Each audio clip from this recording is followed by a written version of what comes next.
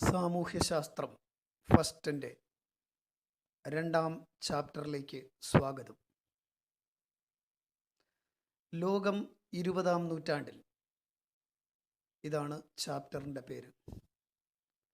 20-ാം നൂറ്റാണ്ടിൻ്റെ പ്രത്യേകതകൾ എന്തൊക്കെയാണ്? ലോകത്തെ മാറ്റിമറിച്ച 100 വർഷങ്ങളായിരുന്നു 20-ാം നൂറ്റാണ്ട്. എന്തെന്ത് സംഭവങ്ങൾ, എത്രയെത്ര മഹാരഥന്മാർ, അവിശ്വസനീയമായ പുരോഗതി കൈവരിച്ച ശാസ്ത്രം, ബഹിരാകാശ രംഗത്തും വാർത്താവിനിമയ രംഗത്തും വൻ മുന്നേറ്റം നടത്തി. മനുഷ്യൻ ചന്ദ്രനിൽ കാലുകുത്തി. എവറസ്റ്റ് കീഴടക്കിയും മനുഷ്യൻ തൻ്റെ ശക്തി തെളിയിച്ചു. ഈ പുരോഗതിയുടെ കാലം മാത്രമായിരുന്നില്ല 20-ാം നൂറ്റാണ്ട്. മനുഷ്യനിർമ്മിതങ്ങളായ ചില ദുരന്തങ്ങളുടെയും കഥ 20-ാം നൂറ്റാണ്ട് പറയും. അത് യുദ്ധങ്ങളാണ്. 1ഉം 2ഉം ലോകയുദ്ധങ്ങൾ. ഇത് എങ്ങനെയാണ് 20-ാം നൂറ്റാണ്ടിനെ മാറ്റിമറിച്ചത്? മറ്റെന്തെല്ലാം സംഭവങ്ങൾ 20-ാം നൂറ്റാണ്ടിന് പറയാനുണ്ടായിരിക്കും? ഇതാണ് നമ്മളിവിടെ വിശദീകരിക്കാൻ പോകുന്നത്. സ്ക്രീനിൽ ശ്രദ്ധിക്കുക. ആവശ്യമെങ്കിൽ സൂം ചെയ്ത് കാണുക. ആഫ്രിക്ക വൻകരയുടെ ഭൂപടമാണ് നിങ്ങൾ കാണുന്നത്. രസകരമായൊരു പ്രത്യേകത നിങ്ങൾ ശ്രദ്ധിച്ചിട്ടുണ്ടോ? ആഫ്രിക്കയിലെ പല രാജ്യങ്ങളുടെയും അതിർത്തികൾ നേർരേഖയിലാണ്. ശ്രദ്ധിച്ചു നോക്കൂ. എന്താണ് ഇങ്ങനെ സംഭവിക്കാൻ കാരണം? യൂറോപ്യൻ രാജ്യങ്ങൾ 20-ാം നൂറ്റാണ്ടിൻ്റെ ആരംഭത്തിൽ വിഭവങ്ങൾ തേടി ലോകത്തിൻ്റെ വിവിധ ഭാഗങ്ങളിൽ എത്തി. ആഫ്രിക്കയിലെത്തിയ യൂറോപ്യൻ രാജ്യങ്ങൾ സൗകര്യപൂർവം ആഫ്രിക്കയെ ചില ധാരണകളുടെ അടിസ്ഥാനത്തിൽ നേർരേഖയിൽ വിഭജിച്ചുകൊണ്ട് പങ്കിട്ടെടുത്തു. ചെറിയ ക്ലാസ്സുകളിൽ നിങ്ങൾ വ്യവസായ വിപ്ലവത്തെക്കുറിച്ച് പഠിച്ചിട്ടുണ്ട്. മുതലാളിത്തം, സാമ്രാജ്യത്വം തുടങ്ങിയ വാക്കുകളെയും പരിചയപ്പെട്ടിട്ടുണ്ട്. വ്യവസായ വിപ്ലവം ഇംഗ്ലണ്ടിൽ നിന്നും യൂറോപ്പിലെ പല രാജ്യങ്ങളിലേക്കും വ്യാപിക്കാൻ തുടങ്ങി. മുതലാളിമാർ ലാഭം വർദ്ധിപ്പിക്കുന്നതിന് വേണ്ടി അവരുടെ ഫാക്ടറികളിൽ പണം നിക്ഷേപിക്കാൻ തുടങ്ങി. ഉൽപാദനം വർദ്ധിച്ചതോടുകൂടി ലാഭവും വർദ്ധിക്കാൻ തുടങ്ങി. ലാഭം ലക്ഷ്യമാക്കി ഉൽപാദനവും വിതരണവും സ്വകാര്യ വ്യക്തികൾ നിയന്ത്രിച്ചിരുന്ന സമ്പദ് വ്യവസ്ഥ മുതലാളിത്തം എന്നറിയപ്പെടുന്നു. ഒന്നുകൂടി കേൾക്കുക. ലാഭം ലക്ഷ്യമാക്കി ഉൽപാദനവും വിതരണവും സ്വകാര്യ വ്യക്തികൾ നിയന്ത്രിച്ചിരുന്ന സമ്പദ് വ്യവസ്ഥ മുതലാളിത്തം എന്ന് അറിയപ്പെട്ടു.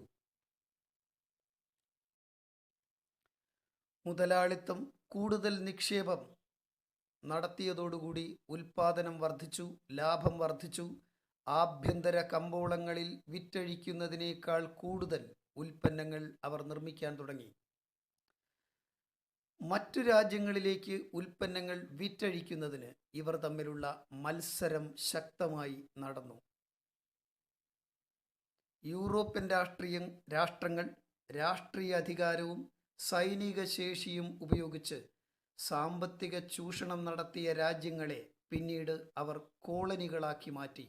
ഈ പ്രക്രിയ കോളനിവൽക്കരണം എന്ന് അറിയപ്പെടുന്നു. വീണ്ടും കേൾക്കാം. യൂറോപ്യൻ രാഷ്ട്രങ്ങൾ രാഷ്ട്രീയ അധികാരവും സൈനിക അധികാരവും ഉപയോഗിച്ച് സാമ്പത്തിക ചൂഷണം നടത്തിയ രാജ്യങ്ങളെ പിന്നീട് അവർ കോളനികളാക്കി മാറ്റി. ഈ പ്രക്രിയ കോളനിവൽക്കരണം എന്ന് അറിയപ്പെടുന്നു. മുതലാളിമാർ ഇത്തരത്തിൽ ലാഭമുണ്ടാക്കിയതെല്ലാം തൊഴിലാളികളെ ചൂഷണം ചെയ്തുകൊണ്ടായിരുന്നു. ഇത്തരം മുതലാളിത്ത ചൂഷണത്തിനെതിരായി സംഘടിത തൊഴിലാളി പ്രസ്ഥാനങ്ങൾ, തൊഴിലാളി സംഘടനകൾ രൂപം കൊണ്ടു.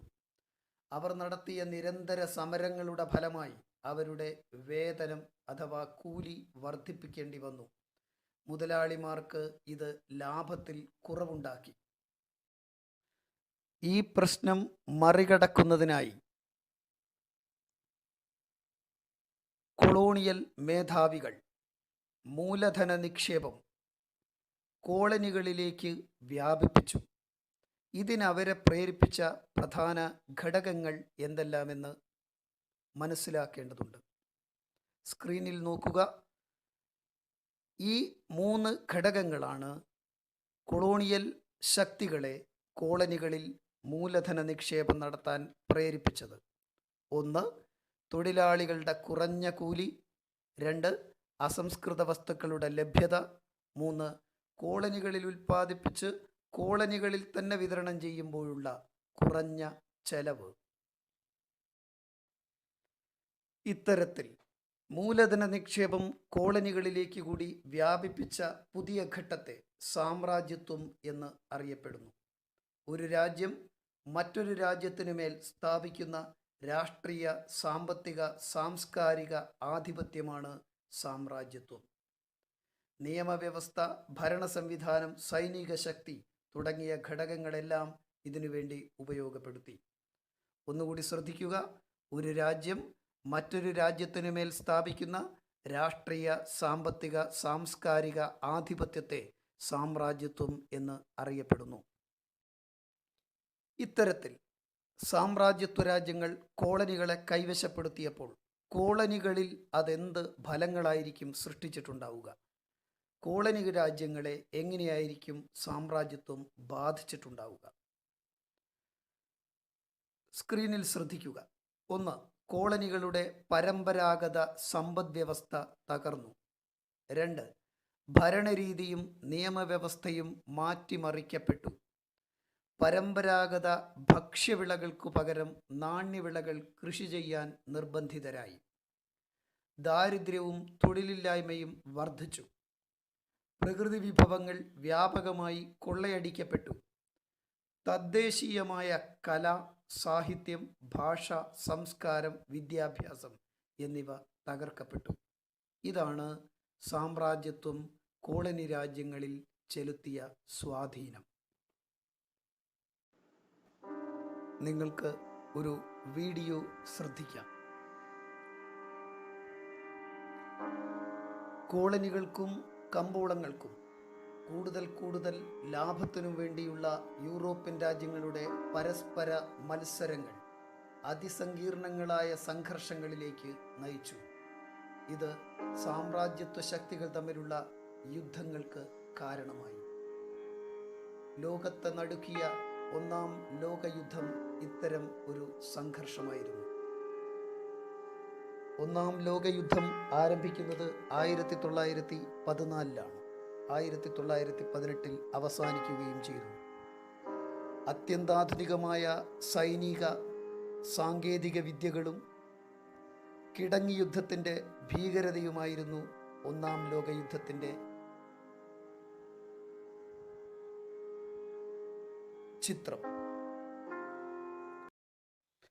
ലോക പുരോഗതിയെ തകിടം മറിച്ച 1-ാം ലോകയുദ്ധത്തിൻ്റെ കാരണങ്ങളും ഫലങ്ങളുമാണ് നാം ഇവിടെ പഠിക്കേണ്ടത്. 1-ാം ലോകയുദ്ധത്തിൻ്റെ ഒന്നാമത്തെ കാരണം സാമ്രാജ്യത്വ ശക്തികൾ തമ്മിലുള്ള മത്സരം ആണ്. രണ്ടാമത്തെ കാരണം സൈനിക സഖ്യങ്ങൾ. 3. തീവ്ര ദേശീയത. 4. സാമ്രാജ്യത്വ രാഷ്ട്രങ്ങളുടെ പ്രതിസന്ധികൾ. 5. പെട്ടെന്നുണ്ടായ കാരണം. ഇതാണ് 1-ാം ലോകയുദ്ധത്തിൻ്റെ പ്രധാനപ്പെട്ട കാരണങ്ങൾ. ഇവയോരോന്നും നാം വിശദമായി മനസ്സിലാക്കേണ്ടതുണ്ട്. ഒന്നാമത്തെ കാരണം സാമ്രാജ്യത്വ രാജ്യങ്ങൾ തമ്മിലുള്ള മത്സരം. യൂറോപ്യൻ രാജ്യങ്ങൾ തമ്മിൽ കോളനികൾക്ക് വേണ്ടി നടത്തിയ മത്സരങ്ങൾ സംഘർഷത്തിലേക്ക് കലാശിക്കുകയായിരുന്നു. ശത്രു ആരാണ്, മിത്രമാരാണ് എന്ന് തിരിച്ചറിയാൻ കഴിയാത്ത വിധം ഭീകരമായി മാറി കോളനികൾക്കിടയിലെ ഈ സംഘർഷം. 2. സൈനിക സഖ്യങ്ങൾ. ഒന്നാം ലോക യുദ്ധകാലത്ത് രൂപീകരിക്കപ്പെട്ട സൈനിക സഖ്യങ്ങളാണ് നിങ്ങൾ ചിത്രത്തിൽ കാണുന്നത്. ത്രികക്ഷി സഖ്യം ജർമ്മനി, ആസ്ട്രിയ ഹംഗറി, ഇറ്റലി തുടങ്ങിയവരാണ് ഇതിലെ അംഗങ്ങൾ. ത്രികക്ഷി സൗഹാർദ്ദം ഇംഗ്ലണ്ട്, ഫ്രാൻസ്, റഷ്യ തുടങ്ങിയവരാണ് ഇതിലെ അംഗങ്ങൾ. ഇത്തരം സഖ്യങ്ങളുടെ രൂപീകരണം യൂറോപ്പിൽ വൻതോതിൽ ആയുധങ്ങൾ ശേഖരിച്ചു വയ്ക്കുന്നതിനും ഒരു യുദ്ധ അന്തരീക്ഷം സൃഷ്ടിക്കുന്നതിനും കാരണമായി. ഏത് നിമിഷവും യുദ്ധം പൊട്ടിപ്പുറപ്പെടാമെന്ന ഒരവസ്ഥ യൂറോപ്പിലാകമാനം പ്രചരിച്ചു. മൂന്നാമത്തെ കാരണം തീവ്ര ദേശീയത. സ്വന്തം രാജ്യം മറ്റുള്ളവയേക്കാൾ ശ്രേഷ്ഠമാണെന്ന് കരുതുകയും സ്വന്തം രാജ്യം ചെയ്യുന്നതിനെയെല്ലാം ന്യായീകരിക്കുകയും ചെയ്യുന്നതാണ് ഇതിൻ്റെ പ്രത്യേകത. തീവ്രദേശീയത എന്നതുകൊണ്ട് ഉദ്ദേശിക്കുന്നത് ഇതാണ്: നമ്മുടെ രാജ്യം അല്ലെങ്കിൽ സ്വന്തം രാജ്യം മാത്രം ഏറ്റവും നല്ലതാണെന്നും മറ്റു രാജ്യങ്ങളെല്ലാം ചെയ്യുന്നതെല്ലാം തെറ്റാണെന്നും സ്വന്തം രാജ്യത്തിൻ്റെ തെറ്റുകളെ ന്യായീകരിക്കുകയും ചെയ്യുന്ന ദേശീയ ബോധമാണ് തീവ്ര ദേശീയത. ഇത് രാജ്യങ്ങൾ തമ്മിലുള്ള യുദ്ധത്തിലേക്ക് വഴിതെളിയിച്ചു.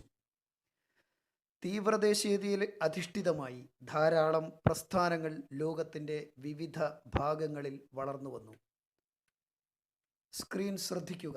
ഒന്ന്, പാൻ സ്ലാവ് പ്രസ്ഥാനം. ഇത് ആരംഭിച്ചത് റഷ്യയായിരുന്നു. കിഴക്കൻ യൂറോപ്പിലെ സെർബിയ, ബൾഗേറിയ, ഗ്രീസ് തുടങ്ങിയ രാജ്യങ്ങളിലെ സ്ലാവ് വംശജരെ തങ്ങളുടെ നേതൃത്വത്തിൽ ഏകീകരിക്കാൻ റഷ്യ ആഗ്രഹിച്ചു. അതിനായി ഉണ്ടാക്കിയ പ്രസ്ഥാനമാണ് പാൻ സ്ലാവ് പ്രസ്ഥാനം. രണ്ടാമത്തത് പാൻ ജർമ്മൻ പ്രസ്ഥാനം. ഇത് ജർമ്മനിയുടെ നേതൃത്വത്തിൽ ഉണ്ടാക്കപ്പെട്ടതാണ്. ട്യൂട്ടോണിക് വർഗക്കാർ ഉൾപ്പെടുന്ന മധ്യ യൂറോപ്പിലും ബാൾക്കൻ മേഖലയിലും സ്വാധീനമുറപ്പിക്കുക എന്ന ലക്ഷ്യത്തോടെ ഉണ്ടാക്കപ്പെട്ട പ്രസ്ഥാനമാണ് പാൻ ജർമ്മൻ. മൂന്നാമത്തെ പ്രസ്ഥാനം സ്ഥാപിച്ചിരിക്കുന്നത് ഫ്രാൻസാണ്. പ്രതികാര പ്രസ്ഥാനം. 1871 ജർമ്മനി ഫ്രാൻസിൻ്റെ പക്കൽ നിന്നും പിടിച്ചെടുത്ത അൾസൈസ്, ലൊറൈൻ എന്നീ പ്രദേശങ്ങൾ തിരികെ കിട്ടണമെന്നാവശ്യപ്പെട്ടുകൊണ്ടുള്ള പ്രസ്ഥാനമാണ് പ്രതികാര പ്രസ്ഥാനം. ഇവയിലെല്ലാം നിഴലിച്ചു കാണുന്ന അടിസ്ഥാന തത്വം മറ്റു രാജ്യങ്ങൾ കൈവശപ്പെടുത്തിയിരിക്കുന്ന പ്രദേശങ്ങളെയെല്ലാം കീഴടക്കിക്കൊണ്ട് പുതിയൊരു ലോക ഘടന സൃഷ്ടിക്കാനുള്ള വെമ്പലുകളാണ്.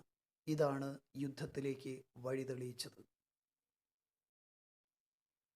നാലാമത്തെ കാരണം സാമ്രാജ്യത്വ രാഷ്ട്രങ്ങളുടെ പ്രതിസന്ധികൾ എന്നാണ്.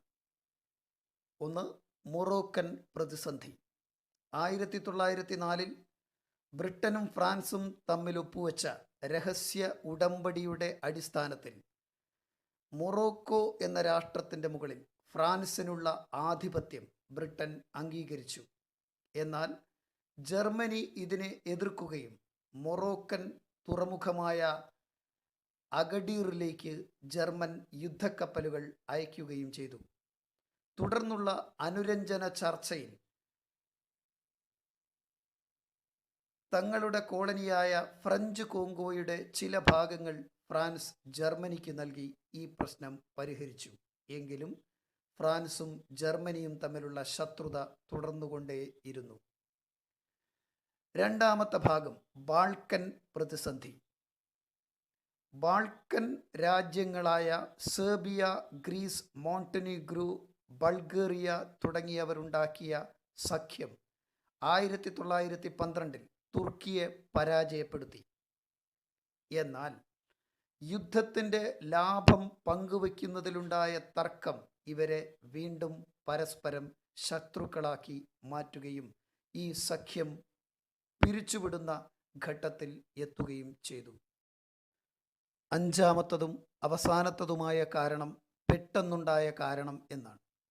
1914 ജൂണിൽ ആസ്ട്രിയൻ കിരീടാവകാശിയായ ഫ്രാൻസിസ് ഫെർഡിനാൻഡിനെ ബോസ്നിയൻ തലസ്ഥാനമായ സാരയാവുവിൽ വെച്ച് സെർബിയൻ യുവാവായ ഗാവ്ലോ പ്രിൻസപ്പ് വെടിവെച്ചു കൊല്ലുന്നു. തുടർന്ന് ആസ്ട്രിയ സെർബിയയ്ക്കുമേൽ 1914 ജൂലൈ 28 യുദ്ധം പ്രഖ്യാപിക്കുന്നു. ഇതാണ് ഒന്നാം ലോകയുദ്ധത്തിൻ്റെ പെട്ടെന്നുണ്ടായ കാരണം. തുടർന്ന് ഓരോ സഖ്യരാഷ്ട്രങ്ങളും തങ്ങളുടെ ചേരിയിലെ രാഷ്ട്രങ്ങളെ സഹായിക്കാനായി മുന്നോട്ട് വരികയും ലോകം മുഴുവൻ തന്നെ യുദ്ധഭീതിയിലേക്ക് വഴുതുകയും ചെയ്തു. ലോകത്തെ ചെറുതും വലുതുമായ ധാരാളം രാഷ്ട്രങ്ങൾ നേരിട്ടോ അല്ലാതെയോ ഇതിൽ പങ്കെടുക്കേണ്ടി വന്നു. അതുകൊണ്ടാണ് ഇത് ലോകയുദ്ധം എന്ന് അറിയപ്പെടുന്നത്. ഒരു യുദ്ധവും സമാധാനമുണ്ടാക്കുക ഇല്ല എന്നതാണ് ചരിത്രം നമ്മെ പഠിപ്പിക്കുന്നത്. ഒന്നാം ലോകയുദ്ധം 1918 അവസാനിക്കുമ്പോൾ എന്തൊക്കെയായിരുന്നു അതിൻ്റെ പ്രത്യാഘാതങ്ങൾ എന്ന് നമുക്ക് മനസ്സിലാക്കാം. 1. ദശലക്ഷക്കണക്കിന് ജനങ്ങൾക്ക് ജീവഹാനി സംഭവിക്കുകയും പരിക്കേൽക്കുകയും ചെയ്തു. കൃഷി, വ്യവസായം, വാർത്താവിനിമയം തുടങ്ങിയ മേഖലകൾ തകർന്നു. ദാരിദ്ര്യം, തൊഴിലില്ലായ്മ, നാണയപ്പെരുപ്പം എന്നിവ വർദ്ധിച്ചു. യൂറോപ്പിൻ്റെ സാമ്പത്തിക മേധാവിത്വം ദുർബലമായി. ഏഷ്യയിലെയും ആഫ്രിക്കയിലെയും സ്വാതന്ത്ര്യ സമരങ്ങൾ ശക്തിപ്പെട്ടു. ലോക സമാധാനം സംരക്ഷിക്കുന്നതിനായി സർവരാഷ്ട്ര സഖ്യം എന്ന സംഘടന രൂപം കൊണ്ടു. ഇതാണ് ഒന്നാം ലോകയുദ്ധത്തിൻ്റെ ഫലങ്ങൾ. യുദ്ധശേഷം 1919 പാരീസിൽ വിജയിച്ച രാഷ്ട്രങ്ങളായ ബ്രിട്ടൻ്റെയും ഫ്രാൻസിൻ്റെയും നേതൃത്വത്തിൽ സമാധാന സമ്മേളനം നടന്നു. ഈ സമ്മേളനത്തിൽ വെച്ച് പരാജയപ്പെട്ട രാജ്യങ്ങളുമായി ധാരാളം സന്ധികൾ ഒപ്പുവെച്ചു. ഏറ്റവും പ്രധാനപ്പെട്ടത് 1919 ജർമ്മനിയുമായി ഒപ്പുവെച്ച വേഴ്സായ് ഉടമ്പടിയായിരുന്നു. എന്താണ് ഇതിൻ്റെ പ്രാധാന്യം എന്ന് ശ്രദ്ധിക്കാം. സ്ക്രീനിൽ നോക്കുക. 1. ജർമ്മനിയുടെ കോളനികൾ മുഴുവൻ സഖ്യകക്ഷികൾ വീതിച്ചെടുത്തു. 2. യുദ്ധ നഷ്ട പരിഹാരമായി വൻതുക ജർമ്മനി സഖ്യകക്ഷികൾക്ക് നൽകേണ്ടി വന്നു. 3. സമ്പന്നമായ ഖനിപ്രദേശങ്ങൾ സഖ്യകക്ഷികൾ കൈക്കലാക്കി. 4. യുദ്ധക്കുറ്റം ജർമ്മനിയുടെ മേൽ കെട്ടിവെക്കുകയും ജർമ്മനിയെ നിരായുധീകരിക്കുകയും ചെയ്തു. 1929 ലോകമാകെ സാമ്പത്തിക മാന്ദ്യം പടർന്നു പിടിച്ചു. അമേരിക്കയിൽ നിന്നാരംഭിച്ച് ലോകമാകെ പടർന്ന ഈ സാമ്പത്തിക മാന്ദ്യത്തിൻ്റെ സാഹചര്യങ്ങൾ നമ്മൾ മനസ്സിലാക്കേണ്ടതുണ്ട്. യുദ്ധശേഷം യൂറോപ്പിന് പുറത്ത് പുതിയ സാമ്പത്തിക ശക്തിയായി അമേരിക്ക വളർന്നു വന്നു. എന്താണ് ഇതിനുള്ള കാരണങ്ങൾ? സ്ക്രീനിലേക്ക് ശ്രദ്ധിക്കൂ. ഒന്നാം ലോകയുദ്ധത്തിൻ്റെ കെടുതി അനുഭവിക്കാത്ത രാജ്യമായിരുന്നു അമേരിക്ക. യുദ്ധത്തിൽ തകർന്ന യൂറോപ്യൻ രാജ്യങ്ങൾ അമേരിക്കയിൽ നിന്നും വൻതോതിൽ വായ്പകൾ സംഘടിപ്പിച്ചു. അമേരിക്കൻ ഡോളർ ബ്രിട്ടീഷ് പൗണ്ടിനെ മറികടന്നുകൊണ്ട് ആഗോള വിപണിയിൽ ആധിപത്യം ഉറപ്പിച്ചു. ഈ 3 കാരണങ്ങളായിരുന്നു അമേരിക്കയെ വൻ സാമ്പത്തിക ശക്തിയാക്കി മാറ്റിയത്. എന്നാൽ നേരത്തെ സൂചിപ്പിച്ച സാമ്പത്തിക മാന്ദ്യം 1929 മുതൽ അമേരിക്കയിൽ ബാധിക്കാൻ തുടങ്ങി. എന്താണ് അതിൻ്റെ അനന്തര ഫലങ്ങൾ എന്ന് നമുക്ക് പരിശോധിക്കാം. സ്ക്രീനിൽ ശ്രദ്ധിക്കൂ. യുദ്ധം പാപ്പരാക്കിയ ജനങ്ങൾക്ക് സാധനങ്ങൾ വാങ്ങാൻ കഴിവില്ലാതായി. ഉൽപ്പന്നങ്ങൾ വിറ്റഴിക്കാതെ ഫാക്ടറികളിൽ കെട്ടിക്കിടന്നു. അമേരിക്കയിൽ നിന്നെടുത്ത വായ്പകൾ തിരിച്ചടയ്ക്കുന്നതിൽ യൂറോപ്യൻ രാജ്യങ്ങൾ വീഴ്ച വരുത്തി. ബാങ്കുകൾ തകർന്നു. പണപ്പെരുപ്പം വർദ്ധിച്ചു. തൊഴിലില്ലായ്മയും ദാരിദ്ര്യവും രൂക്ഷമായി. ഇതാണ് സാമ്പത്തിക മാന്ദ്യം സൃഷ്ടിച്ച ഫലങ്ങൾ. ഈ പ്രതിസന്ധി മറികടക്കുന്നതിന് വേണ്ടി യൂറോപ്യൻ രാജ്യങ്ങൾ കോളനികളുടെ മുകളിൽ വൻ നികുതി ചുമത്തി. വിശ്വപ്രസിദ്ധമായ ചാപ്ലിൻ സിനിമ ദ ഗ്രേറ്റ് ഡിക്റ്റേറ്ററിന്റെ ഒരു ചെറിയ ഭാഗം നമുക്ക് കാണാം. Jew, Gentile, black man, white. We all want to help one another. Human beings are like that. We want to live by each other's happiness, not by each other's misery. We don't want to hate and despise one another. In this world, there's room for everyone, and the good earth is rich and can provide for everyone. The way of life can be free and beautiful, but we have lost the way. Greed has poisoned men's souls, has barricaded the world with hate, has goose-stepped us into misery and bloodshed. We have developed speed, but we have shut ourselves in. Machinery that gives abundance has left us in want. Our knowledge has made us cynical, our cleverness hard and unkind. We think too much and feel too little. More than machinery, we need humanity. More than cleverness, we need kindness and gentleness. Without these qualities, life will be violent and all will be lost. The aeroplane and the radio have brought us closer together. The ഒന്നാം very nature of these ലോകയുദ്ധശേഷം inventions cries out for the goodness in men, European cries രാജ്യങ്ങളിൽ out for അരങ്ങേറിയ universal brotherhood, for the unity of us സ്വേച്ഛാധിപത്യ all. ഭരണത്തിന്റെ Even now, my ഭീകര voice is reaching രൂപമാണ് millions throughout the Chaplin world. Millions of നിരീക്ഷിക്കുന്നത്. despairing men, women, and children. എന്തായിരുന്നു ഇത്തരത്തിൽ European രാജ്യങ്ങൾ സ്വേച്ഛാധിപത്യ ഭരണക്രമത്തിലേക്ക് വഴുതി വീഴാൻ കാരണം എന്നത് നാം പഠിക്കേണ്ടതാണ്. ഒന്ന്, പല യൂറോപ്യൻ രാജ്യങ്ങളിലും നിലവിലുള്ള ഭരണകൂടങ്ങൾക്ക് അധികാരം നഷ്ടപ്പെട്ടു. രണ്ട്, ജനങ്ങൾ തൊഴിൽ രഹിതരായി. മൂന്ന്, നാണയപ്പെരുപ്പം സാമ്പത്തിക മേഖലയെ ബാധിച്ചു. നാല്, രാഷ്ട്രീയ സാമ്പത്തിക അനിശ്ചിതത്വത്തെ ചൂഷണം ചെയ്ത് അധികാരം നേടിയ ആശയങ്ങൾ രാഷ്ട്രങ്ങളിൽ വേരോട്ടം നടത്തി. ഇങ്ങനെ വളർന്നു വന്ന സ്വേച്ഛാധിപത്യ ആശയങ്ങളിലൊന്നായിരുന്നു ഫാഷിസം. ഫാഷിസത്തിൻ്റെ പ്രത്യേകതകളാണ് നമ്മളിനി പരിചയപ്പെടുന്നത്. സ്ക്രീനിൽ നോക്കുക. ടെക്സ്റ്റ് ബുക്കിൽ നൽകിയിരിക്കുന്ന അതേ ചാർട്ട് തന്നെയാണ് സ്ക്രീനിലും നൽകിയിരിക്കുന്നത്. ശ്രദ്ധിച്ചു വായിക്കുക.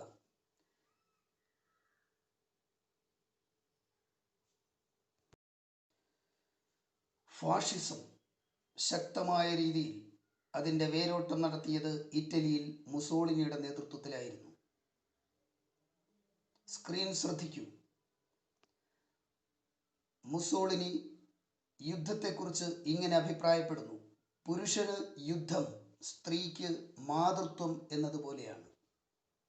എത്ര ഭീകരമായ യുദ്ധക്കൊതിയനായിരുന്നു മുസോളിനി എന്ന് ഈ വാക്യത്തിൽ നിന്നും തിരിച്ചറിയും. ഫാസിസ്റ്റ് പാർട്ടി അധികാരത്തിലെത്താനിടയായ സാഹചര്യങ്ങൾ എന്തെല്ലാമെന്നാണ് ഇനി നമ്മൾ പരിശോധിക്കുന്നത്. സ്ക്രീനിൽ വീണ്ടും നോക്കുക. ഒന്നാം ലോക യുദ്ധത്തിൽ വിജയിച്ചവരുടെ കൂട്ടത്തിൽപ്പെട്ടിട്ടും ഇറ്റലിക്ക് കാര്യമായ നേട്ടങ്ങളൊന്നും ലഭിച്ചില്ല. യുദ്ധാനന്തര കാലത്തെ വ്യവസായങ്ങളുടെ തകർച്ച, തൊഴിലില്ലായ്മ, നികുതി വർധനവ്, പണപ്പെരുപ്പം തുടങ്ങിയവ ജനങ്ങളെ ഭരണത്തിൽ നിന്ന് അകറ്റി. രാജ്യം സോഷ്യലിസ്റ്റ് വിപ്ലവത്തിലേക്ക് പോകുമോ എന്ന ഭയം ഫാഷിസത്തെ പിന്തുണയ്ക്കാൻ സമ്പന്നരെ പ്രേരിപ്പിച്ചു. മുസോളിനിക്ക് കീഴിൽ ഇറ്റലിയിലെ ഭരണം എങ്ങനെയായിരുന്നു എന്ന് നമുക്ക് കാണാം. അക്രമത്തിൻ്റെയും ഹിംസയുടെയും മാർഗമാണ് ഫാഷിസ്റ്റുകൾ സ്വീകരിച്ചത്. സോഷ്യലിസ്റ്റുകൾ തൊഴിലാളി കർഷക നേതാക്കൾ എന്നിവരെ രാഷ്ട്രത്തിൻ്റെ ശത്രുക്കളായി പ്രഖ്യാപിച്ചു. ഫാസിസ്റ്റ് പാർട്ടിയെ എതിർത്തവരെ വധശിക്ഷയ്ക്ക് വിധേയരാക്കി. പ്രാചീന റോമാ സാമ്രാജ്യത്തിൻ്റെ പുനഃസ്ഥാപനമായിരുന്നു മുസോളിനിയുടെ ലക്ഷ്യം. അതിൻ്റെ മുദ്രകളും ചിന്തകളും മുസോളിനിയെ ഹരം കൊള്ളിച്ചു. ഫാസിസ്റ്റ് നയങ്ങൾ നടപ്പിലാക്കുന്നതിനായി കരിങ്കുപ്പായക്കാർ എന്ന സൈനിക വിഭാഗത്തെ ഉപയോഗിച്ച് എതിരാളികളെ അടിച്ചമർത്തി. ആക്രമണോത്സുകമായ വിദേശ നയം സ്വീകരിച്ച് മുസോളിനി എത്യോപ്യ, അൽബേനിയ തുടങ്ങിയ രാജ്യങ്ങൾ ആക്രമിച്ചു. ഇതേ സമയം മറ്റൊരേകാധിപതി ജർമ്മനിയിൽ വളർന്നു വരികയായിരുന്നു: ഹിറ്റ്ലർ. അദ്ദേഹം സ്ഥാപിച്ച സംഘടനയായിരുന്നു നാസി പാർട്ടി. സ്ക്രീനിൽ ശ്രദ്ധിക്കുക. ജർമ്മൻ പുരോഹിതനായ പാസ്റ്റർ മാർട്ടിൻ നിമോയിളർ അദ്ദേഹത്തിൻ്റെ ഒരു അഭിപ്രായം രേഖപ്പെടുത്തുന്നു. മറ്റൊരു ചിത്രം കൂടി ശ്രദ്ധിക്കാം. ആൽബർട്ട് ഐൻസ്റ്റീൻ ഇത്തരം നിഷ്ക്രിയ ജനത ലോകത്തെ എങ്ങനെ നശിപ്പിക്കുന്നു എന്ന് രേഖപ്പെടുത്തുന്നു. ഫാസിസത്തിന്റെ ജർമ്മൻ പതിപ്പാണ് നാസിസം. ഹിറ്റ്ലറെ ജർമ്മനിയിൽ അധികാരത്തിലേറാൻ സഹായിച്ച ഘടകങ്ങൾ എന്തെല്ലാമെന്ന് പരിശോധിക്കാം. ഒന്നാം ലോക യുദ്ധാനന്തരം ജർമ്മനിയുടെ മേൽ അടിച്ചേൽപ്പിച്ച വേഴ്സായ് സന്ധി. നേരത്തെ നമ്മൾ ചർച്ച ചെയ്ത വേഴ്സായ് ഉടമ്പടി, അതിലെ 4 പ്രധാനപ്പെട്ട കാര്യങ്ങൾ ഓർക്കുക. 2 സാമ്പത്തിക തകർച്ചയും പണപ്പെരുപ്പവും. 3 ജർമ്മൻ ഭരണകൂടത്തിന്റെ പരാജയവും രാഷ്ട്രീയ അസ്ഥിരതയും. ഈ സാഹചര്യം മുതലെടുത്തുകൊണ്ടാണ് ഹിറ്റ്ലർ ജർമ്മനിയിൽ അധികാരം പിടിച്ചെടുത്തത്. അധികാരം കിട്ടിയ ഹിറ്റ്ലർ നിലവിലിരുന്ന ഭരണകൂടത്തെ പുറന്തള്ളിക്കൊണ്ട് പ്രധാന ശത്രുക്കളായ സോഷ്യലിസ്റ്റുകളെയും കമ്മ്യൂണിസ്റ്റുകളെയും ജൂതരെയും ജനാധിപത്യവാദികളെയും കൊന്നൊടുക്കി. ജർമ്മനിക്കുണ്ടായ അപമാനങ്ങൾക്കും തിരിച്ചടികൾക്കും ഉത്തരവാദികൾ ജൂതരാണെന്ന് പ്രഖ്യാപിച്ചു. പ്രത്യേകം തയ്യാറാക്കിയ കോൺസെൻട്രേഷൻ ക്യാമ്പുകളിൽ വെച്ച് ജൂതരെ കൂട്ടക്കൊല ചെയ്തു. ഇത് ഹോളോകാസ്റ്റ് എന്ന് അറിയപ്പെടുന്നു. ഇതിനായി തവിട്ടുകുപ്പായക്കാർ എന്ന സംഘടന രൂപീകരിക്കുകയും ഒരു രഹസ്യ പോലീസായ ഗസ്റ്റപ്പോയെ നിയമിക്കുകയും ചെയ്തു. ആര്യന്മാരാണ് ലോകത്തിലെ പരിശുദ്ധ വംശമെന്നും അവരാണ് ലോകം ഭരിക്കേണ്ടതെന്നും ജർമ്മൻകാർ മാത്രമാണ് ആര്യന്മാർ എന്നും അദ്ദേഹം പ്രഖ്യാപിച്ചു. നാസി പാർട്ടി ഒഴികെയുള്ള മറ്റു പാർട്ടികളെ നിരോധിച്ചു. തൊഴിലാളി സംഘടനകൾക്ക് വിലക്കേർപ്പെടുത്തി. ജനങ്ങൾക്ക് സൈനിക സേവനം നിർബന്ധമാക്കി. വേഴ്സായ് സന്ധികളിലെ വ്യവസ്ഥകൾക്കെതിരെ ജനങ്ങളിൽ പ്രതികാര മനോഭാവം വളർത്തിയെടുത്തു. പത്രം, സിനിമ, റേഡിയോ, വിദ്യാഭ്യാസം തുടങ്ങിയവയെ ആശയ പ്രചരണത്തിന് ഉപയോഗിച്ചു. തീവ്രമായ ദേശീയ ബോധത്തെ വളർത്തിയെടുത്തുകൊണ്ട് ആസ്ട്രിയ, ചെക്കോസ്ലോവാക്യ തുടങ്ങിയ രാഷ്ട്രങ്ങളെ ആക്രമിച്ചു.